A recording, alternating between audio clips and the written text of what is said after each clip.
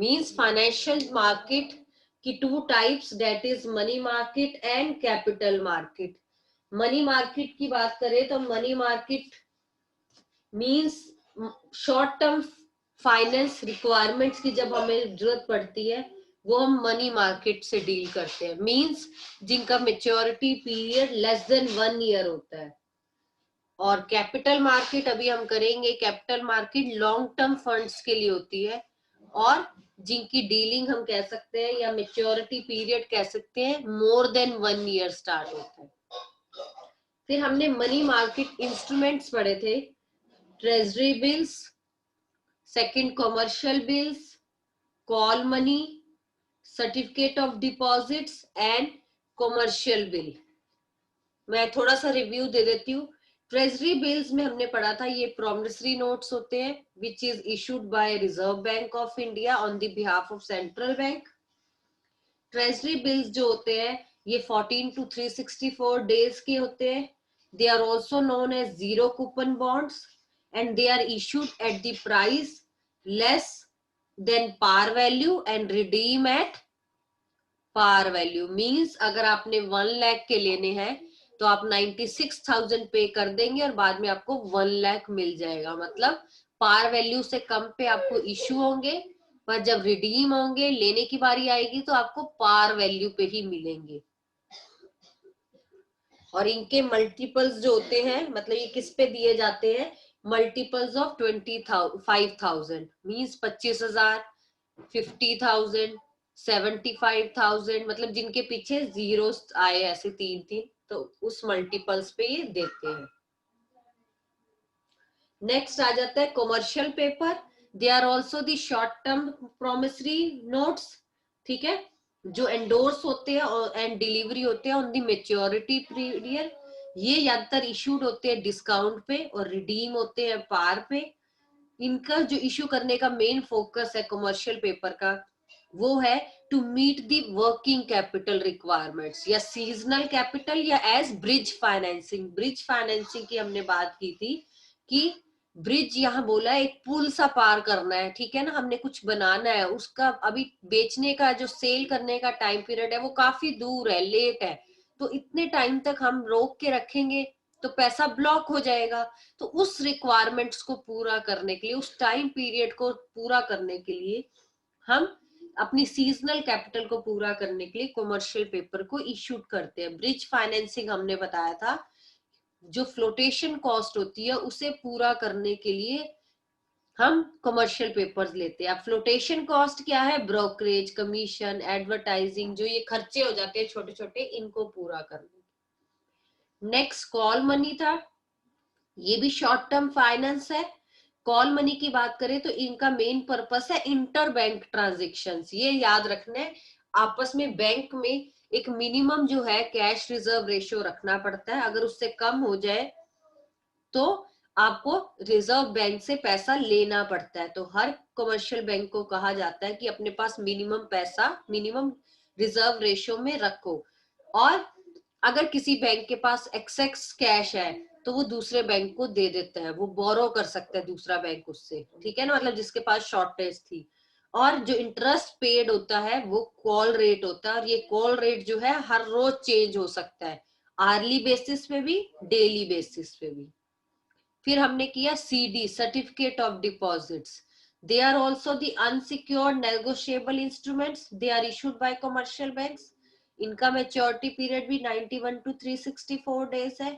ज्यादातर इनकी जरूरत तब पड़ती है to meet the short term tight liquidity, मतलब जब कैश की जरूरत हो और कुछ ना हाथ में हो तो आप इनसे पैसा ले सकते हैं सीडी से, मतलब इनको दे के इनके बदले आपको पैसे मिल जाते हैं। तो ये खरीद के रख लो और उसके बाद जब जरूरत हो, टाइट लिक्विडिटी चल रही हो, तब आप इसको यूटिलाइज कर सकते हैं। एंड लास्ट एक कमर्शियल बिल। कमर्शियल बिल मैंने उस दिन बताया था बिल ऑफ एक्सचेंज की तरह है, ये भी शॉर्ट टर्म नेगोशिएबल इंस्ट्रूमेंट्स है। इनका मेन पर्पस होता है डिस्काउंटिंग। आपको याद होगा 11th में आपने चैप्टर किया था ड्रॉयर ड्रॉई वाला, जिसमें जो बायर्स होते हैं, ठीक है, वो गुड्स परचेज करते हैं क्रेडिट पे, फिर सेलर्स को एक बिल बना के देते हैं कि हम 3 मंथ्स के बाद देंगे, और अगर सेलर को जरूरत पड़ती है उस बिल की, पैसों की, तो बैंक से जाके डिस्काउंट करवा लेता है, तो इन्हें कमर्शियल बिल्स भी कहते हैं। कमर्शियल मतलब ट्रेड बिल्स।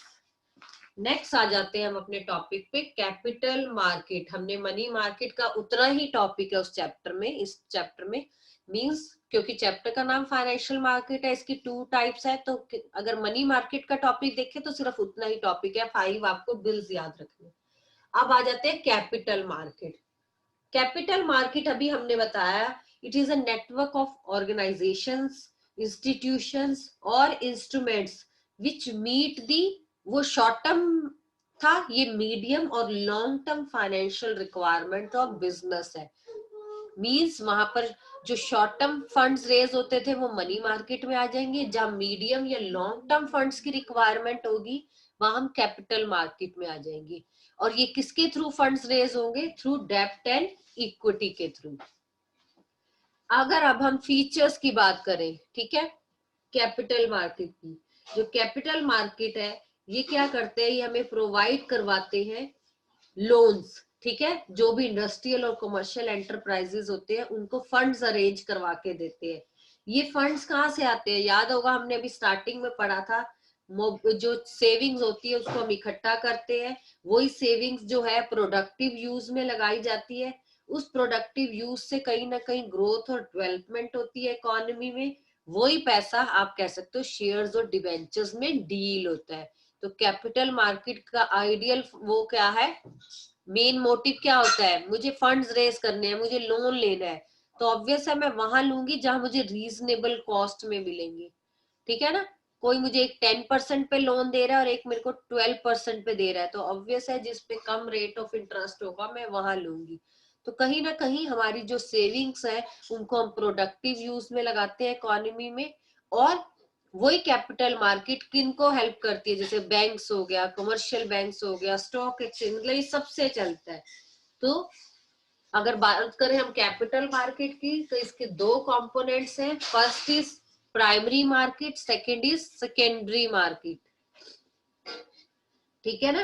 प्राइमरी मार्केट और सेकेंडरी मार्केट की अगर हम बात करें तो इसकी डील हम आगे पढ़ेंगे। प्राइमरी मार्केट होता है जहां first time new issue of shares होते हैं, और सेकेंडरी का तो नाम ही सेकंड है, यानी कि सेकंड हैंड जो गुड्स होते हैं या सेकंड हैंड जो इश्यूज होती है वो सेकेंडरी मार्केट में होती है। अब आ जाता है कि कैपिटल मार्केट की बात करें तो जो ऑपरेशन ऑफ कैपिटल मार्केट है वो फ्री होना चाहिए, फेयर होना चाहिए और ट्रांसपेरेंट होना चाहिए, ठीक है। जो भी है एक्यूरेट और सफिशिएंट इंफॉर्मेशन इन्वेस्टर्स को देनी चाहिए। अब बात आती है पार्टिसिपेंट की। कैपिटल मार्केट में कौन कौन डील करता है? कमर्शियल बैंक्स करते हैं, स्टॉक एक्सचेंज करता है, अभी तक हमने स्टॉक एक्सचेंज का नाम कहीं नहीं लिया था। तो कैपिटल मार्केट शेयर्स और डिवेंचर्स कहाँ डील होंगे? शेयर मार्केट में। शेयर मार्केट मतलब स्टॉक एक्सचेंज की बात कर रहे हैं। और क्या क्या डील होगा? शेयर्स हो गए, डिवेंचर्स हो गए, बॉन्ड्स हो गए, पब्लिक डिपॉजिट्स हो गए, ये सारी चीजें जो है कैपिटल मार्केट का पार्ट है। क्लियर? कैपिटल मार्केट में मींस वही मनी मार्केट की तरह ही है पॉइंट्स भी, लेकिन थोड़ा सा फर्क यहाँ है, यहाँ पहले बताना है कि वहां शॉर्ट टर्म रिक्वायरमेंट्स कौन कौन पूरा करेगा, यहाँ बताना है लॉन्ग और मीडियम टर्म रिक्वायरमेंट्स कौन पूरी करेगा। फिर उसके तो कोई पार्ट्स नहीं थे, इसके 2 पार्ट्स है, प्राइमरी और सेकेंडरी मार्केट। यहाँ जो भी वर्क होगा कैपिटल मार्केट में वो ट्रांसपेरेंट होगा, मतलब ऐसा नहीं है कि कोई किसी को धोखा दे दे, सब ओपन होता है, ट्रांसपेरेंट होता है, फेयर होता है, फ्री होता है, ठीक है ना। उसके पार्टिसिपेंट कौन थे? रिजर्व बैंक ऑफ इंडिया हमने पढ़े थे, कमर्शियल बैंक, इनके stock exchange and commercial bank हो जाएंगे। क्लियर? Capital market clear? मैं इसके फीचर्स लिखवा दूं, ऐसे सारे पैराग्राफ में पॉइंट्स गिवन है, पर अगर आप चाहोगे तो हम आपको पॉइंट्स पॉइंट्स लिखवा देंगे फीचर्स के। बताइए, कर लेंगे अपने आप इसके सारे फीचर्स? Yes ma'am. चलिए, अब आ जाता है इसमें difference between capital and money market. वैसे पहले दे दिया, थोड़ा सा कैपिटल मार्केट पूरा करना चाहिए था, फिर देना चाहिए था वैसे डिफरेंस, पर चलो इन्होंने पहले ही दे दिया हमें। कि difference between capital and money market. अब हमने थोड़ा सा इनके बारे में पढ़ ही लिया है तो हम इसका डिफरेंस इजीली कर सकते।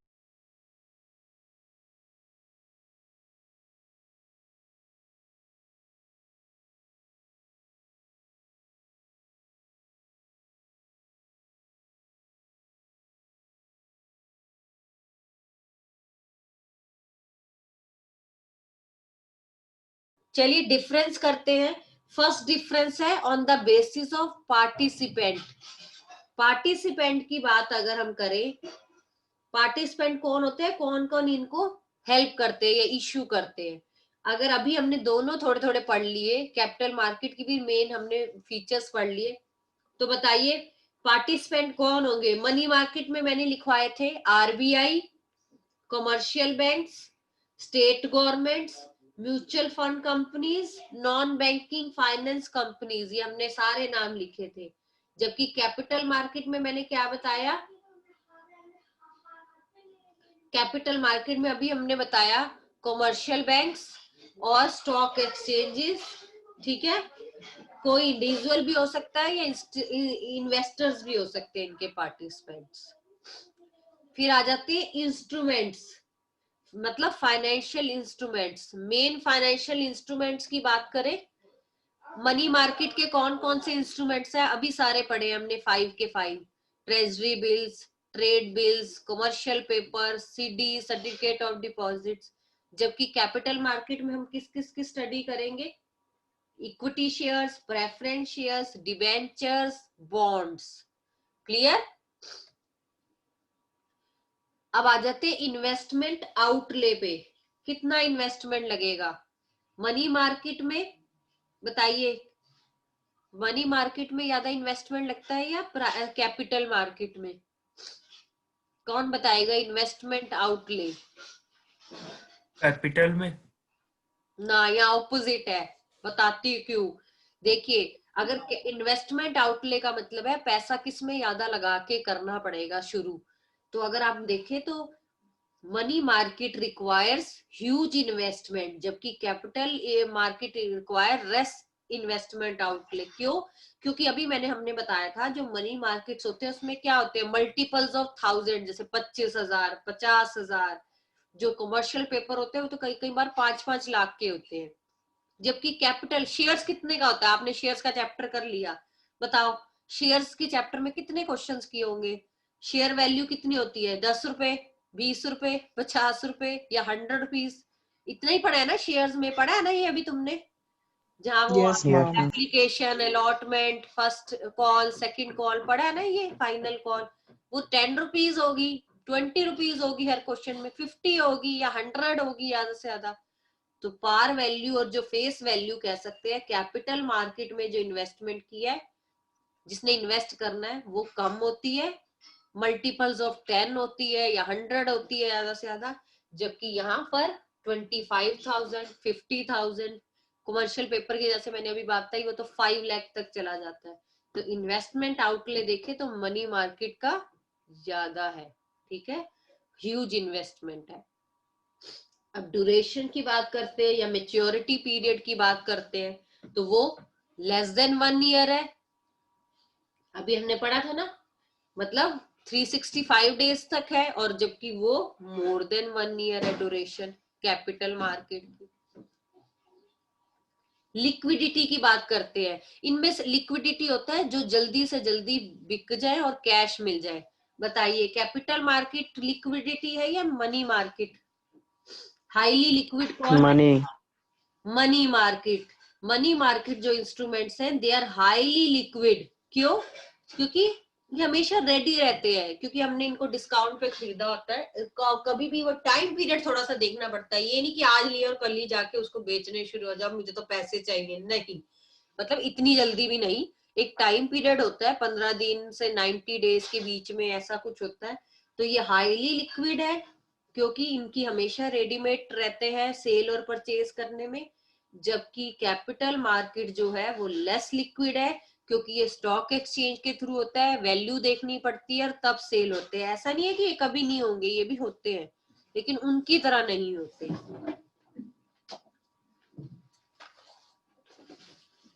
नेक्स्ट पॉइंट क्या आ जाता है हमारा, सेफ्टी की बात करें, बताइए रिस्क फैक्टर या सेफ्टी की बात करें, कौन ज्यादा सेफ है?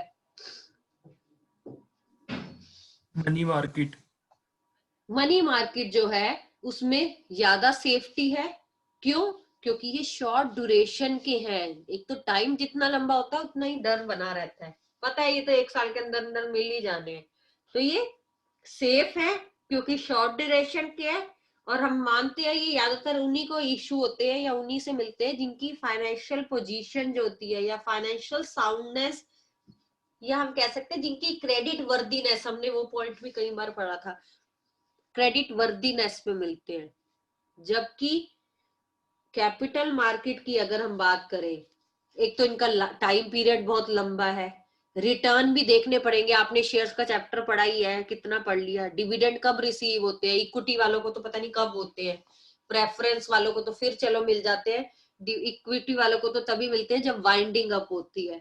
तो एक तो हम कह सकते हैं इनकी लॉन्ग ड्यूरेशन है, रिटर्न्स भी पता नहीं कब मिलेंगे, ठीक है ना।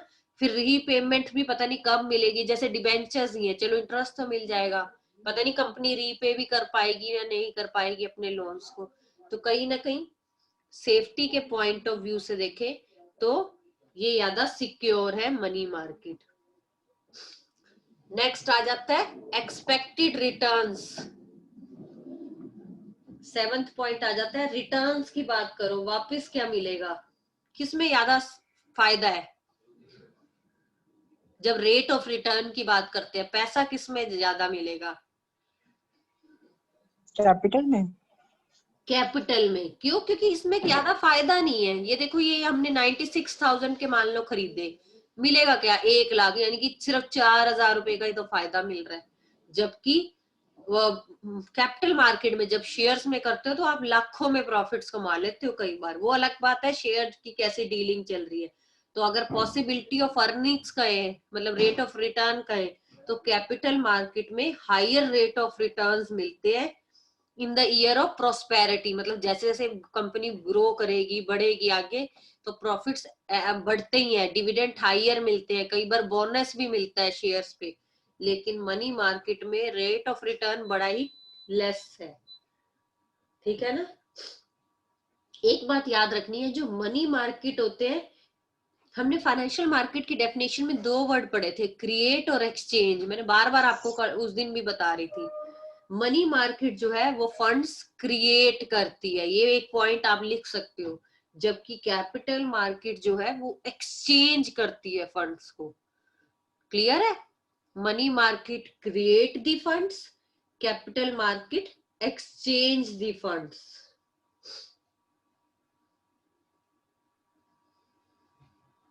क्लियर है? 7 के 7 पॉइंट्स सारे हमारे हो गए, ठीक है ना।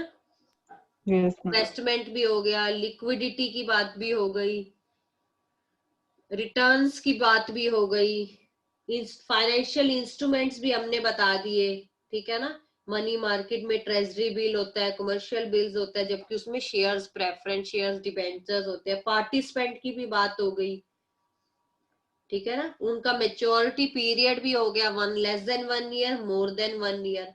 ड्यूरेशन भी हो गई, ये शॉर्ट टर्म ड्यूरेशन के होते हैं। फाइनेंशियल रिक्वायरमेंट्स वो लॉन्ग टर्म और मीडियम टर्म के होते हैं। तो पॉइंट्स ये नहीं है कि 7 है तो 7 8 ही है, और बुक्स में शायद और भी पॉइंट्स आपको मिल सकते हैं। तो जितने आपको कर सको उतना ही अच्छा है। डिफरेंस काफी आता है, वेरी वेरी इंपॉर्टेंट डिफरेंस है money market and capital market. Clear? ये आपने नोटबुक में अपना लिख लेना है लर्न करके।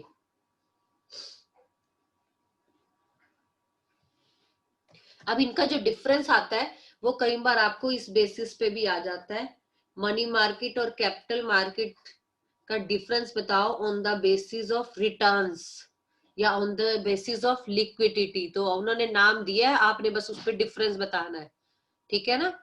और कई बार भी पैराग्राफ पे आपको क्वेश्चंस आता है, जैसे हम अभी बिजनेस स्टडीज का पेपर भी बना, उसमें मोस्टली स्टूडेंट्स को समझ ही नहीं आया पेपर, ठीक है ना। बहुत मिस्टेक्स कर रखी हैं, बहुत ज्यादा। तो थोड़ा सा कंसंट्रेट किया करो। कभी भी कोई भी क्वेश्चन आपको पैराग्राफ की फॉर्म में नहीं पूछते, कोई दिया हुआ है कि कमेंट कीजिए, तो ये नहीं है कि अपने अपने कमेंट करें हम 2-2 पेज भर के। यानी कि कुछ इंपॉर्टेंस, कुछ फीचर्स, कुछ लिमिटेशंस, कुछ होगा पॉइंट में। कभी भी आपको पैराग्राफ की फॉर्म में कभी क्वेश्चंस नहीं आते। तो थोड़ी सी इस बात का ध्यान रखें। कोई भी क्वेश्चन हो प्राइमरी मार्केट पे फॉर एग्जांपल, कमेंट कीजिए, तो इसका मतलब ये नहीं है कि प्राइमरी मार्केट पे पूरा पैराग्राफ लिखना है।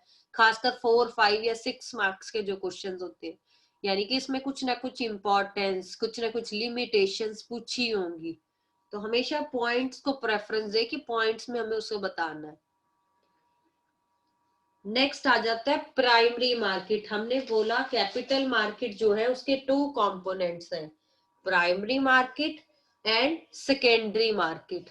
अब हम डिटेल करेंगे प्राइमरी मार्केट की। First, primary market is known as new issue market. Primary आपने इकोनॉमिक्स में भी पढ़ा है, primary and secondary data. Primary data क्या होता है, जो फर्स्ट टाइम कलेक्ट करते हैं, that is primary data. Secondary क्या होता है, जो सेकंड हैंड हो जाता है या दूसरी बार हो जाता है, उसे सेकेंडरी डाटा कहते हैं। तो primary market is also known as new issue shares market which deals in the financial instruments being issued first time। जो फर्स्ट टाइम इश्यू होते हैं सिक्योरिटीज, न्यू सिक्योरिटीज, जो नई डीलिंग्स होती है न्यू शेयर्स और डिबेंचर्स में, उसे प्राइमरी मार्केट कहते हैं। Means transfer of funds from households to business enterprises. जैसे अभी हमने पढ़ा, हमारे जो फंड्स होते हैं, हमारी जो सेविंग्स होती है हाउस होल्ड्स की, उसको कन्वर्ट करके कहाँ पहुंचाना, बिजनेस एंटरप्राइजेस में, ताकि उनमें पैसा लगाना इन्वेस्टर्स, ताकि उसको एक्सपैंड कर सके, डाइवर्सिफाई कर सके, और उनसे जो फाइनेंशियल सिक्योरिटीज है वो इश्यू कर सके। मैंने पहले भी पूरा एग्जांपल लेके समझाया था, जो भी हाउस होल्ड्स होते हैं उनकी सेविंग्स जो होती है वो कहाँ जाती है, बैंक्स में। बैंक्स उसी पैसे को कहाँ लगाता है, बड़े बड़े बिजनेस फर्म्स में। जो बड़े बड़े बिजनेसमैन होते हैं वो अपनी जो इंडस्ट्रीज होती है वो सारा पैसा जो हमारा दिया होता है वो आगे शेयर्स या डिबेंचर्स मतलब शेयर मार्केट में लगा देते हैं। फिर शेयर मार्केट से जो भी प्रॉफिट्स आता है वो वापिस हम लोगों ने खरीदे होते हैं तो हमें ही आ जाता है। फिर वही पैसा हम बचा के, समझ आई बात? मीन्स मैंने पैसा, अपनी इनकम, जो भी मेरी इनकम हुई, मैंने उसमें से कुछ पैसा बचाया, वो बचाया हुआ पैसा मैंने कहाँ डाला, बैंक्स में डाला। बैंक्स ने वही पैसा हमारा सबका इकट्ठा करके बड़े बड़े बिजनेसमैन को दिया, उन्होंने वो पैसा इंडस्ट्री में लगाया और उससे जो कमाया वो सारा शेयर मार्केट में लगा दिया। अब शेयर मार्केट से जो भी पैसा आएगा वो हमने खरीदे थे शेयर्स, पब्लिक नहीं खरीदे थे, हमें ही वापिस आ गया, फिर हमारी वही इनकम। तो ये चलता रहता है। तो यही से जो है हमारी कैपिटल मार्केट का कह सकते हैं हम प्राइमरी मार्केट का। अब जो प्राइमरी मार्केट की हम बात कर रहे हैं, चाहे वो कैपिटल मार्केट की बात हम प्रॉपर कर रहे हैं, इसमें अभी प्राइमरी सेकेंडरी की बात नहीं कर रहे, पर प्राइमरी मार्केट का क्या है, जब उसी से एक्सपैंड होके सिक्योरिटीज इश्यू होंगी, मतलब शेयर्स इश्यू होंगे, वो भी फर्स्ट टाइम, उसे प्राइमरी मार्केट कहते हैं। क्लियर? प्राइमरी मार्केट जो है it helps to provide long term और मीडियम टर्म फंड्स, और we can say they raises the funds first for the first time. ये फर्स्ट टाइम में जो है रेज करते हैं। क्या क्या रेज कर सकते हैं? Equity shares, preference shares, debentures, loans, deposits, ये सब दिया हुआ है। और ये फंड्स रेज जो होते हैं वो किन पे लगते हैं, एक तरह की प्रोजेक्ट्स में, एक्सपैंड करने में, मॉडर्नाइजेशन करने में, कोई प्रोजेक्ट्स को मर्जर्स करने में, टेक ओवर्स करने में। आपने देखा होगा एक कंपनी दूसरी कंपनी को टेक ओवर कर लेती है तो पैसा तो चाहिए, एक कंपनी दूसरी कंपनी में मर्ज हो जाती है तो भी पैसा लगता है। तो कहीं ना कहीं ये फंड्स इन चीजों में यूज होते हैं। Clear? Any doubt? Any doubt No, ma'am. up to that No, topic? ma'am.